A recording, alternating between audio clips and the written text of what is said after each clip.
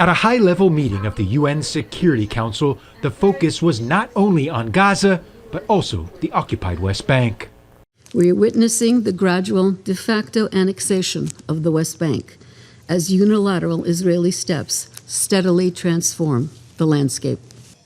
We are witnessing an all-time high of Israeli settlement expansion and settler violence in flagrant breach of international law, with Palestinian families and communities driven from their homes, beaten while farming their own land, attacks that sow terror among civilians.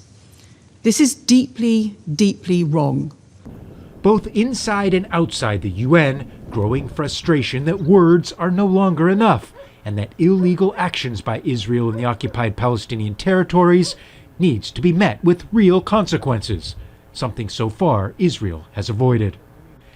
And then there is the issue of possible conflicting agendas of the Security Council and the Donald Trump-led Board of Peace.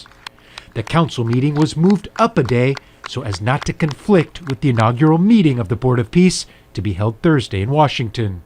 The Board of Peace, colleagues, is a board of action, and we will build upon this progress already made by addressing Gaza's early recovery and its humanitarian needs. As a number of you have stated in the council today, the status quo was not acceptable and it was not sustainable.